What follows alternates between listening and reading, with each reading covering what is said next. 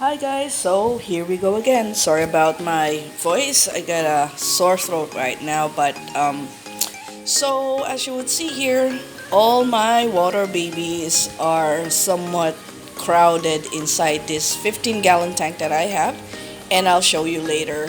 So as to the title of our vlog today, how and why not to do 100% water change. So these are the things that I needed.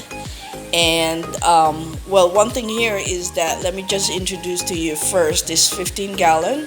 It was an established tank, I would say, for 3 days now because actually in preparation for this is that the sponge filter that I have running with this 15-gallon tank is established because I have run it with this 75-gallon the previous time for well, almost a day or two or something like that. So we have beneficial bacteria, and everything inside this tank is new, even the plants. So just in preparation of doing this 100% water change. The reason behind this is that I need to move my 75-gallon tank to a different part of my room. So I would really need to remove all the water so that I could have my dad and I to lift and move the stand together with the tank, or the 75-gallon tank. So as an emergency, supposedly this 15-gallon tank would be a community tank, but because of this move, it became a holding tank for these water babies that we have here.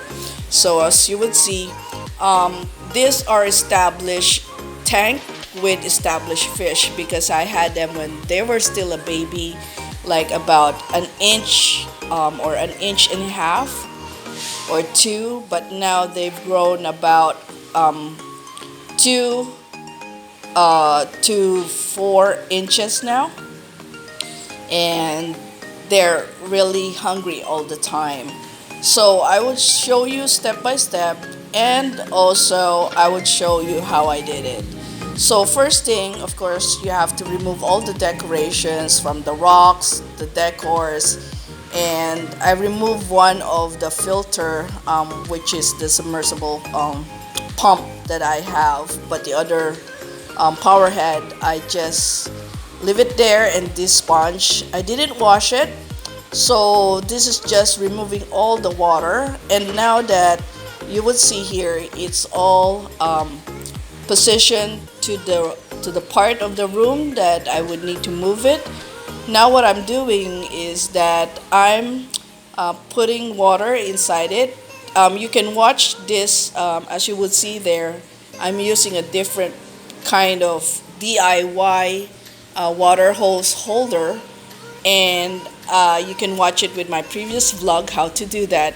It made my life so easy, even siphoning, draining the water out, and also filling the water. It took me like less than an hour to do this instead of me using a bucket or a tub removing water from this tank, unlike that I do before. So one thing here to make it possible for 100% water change is that I didn't touch any of the medias that I have with this DIY. Again, you can watch it with my previous vlog how I did this planter box to a DIY sump. So this has been running for an hour now, and then you would see there's one fish there that is a sacrificial lamb. I always do that to make sure that all the fishes can move in. And well, before doing that, of course, making sure that the tank is ready. But to double check, I always put like a sacrificial fish there. And well, he's doing fine.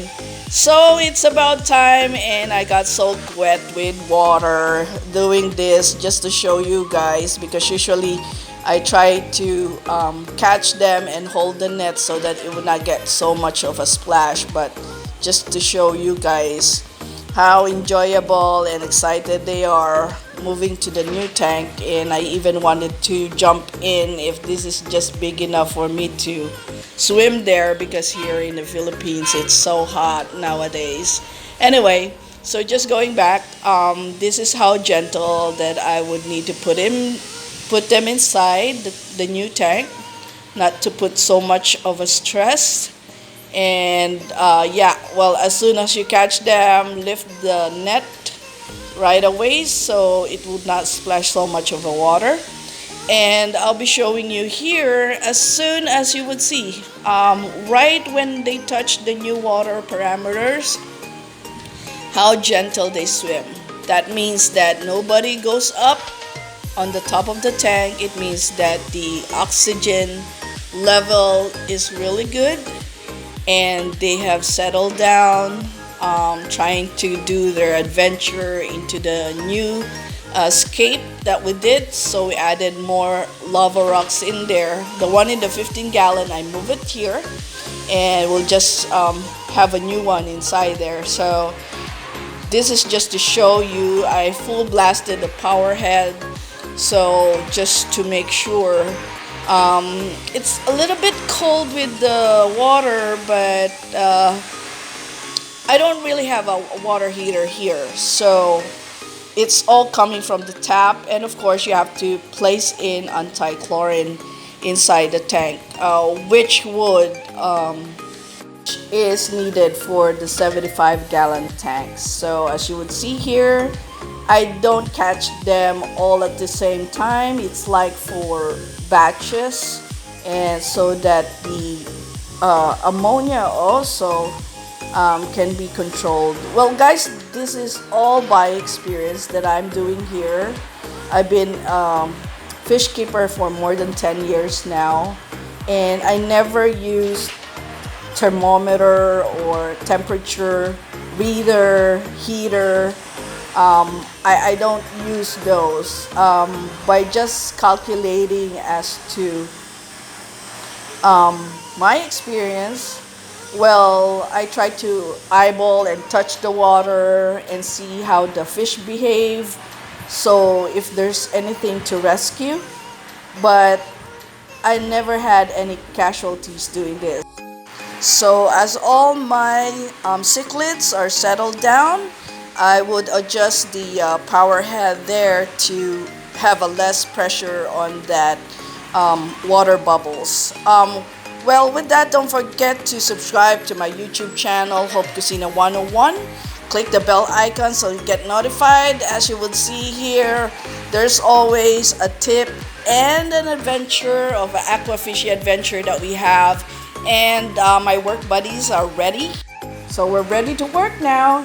And they give me a lot of help relieving me from stress.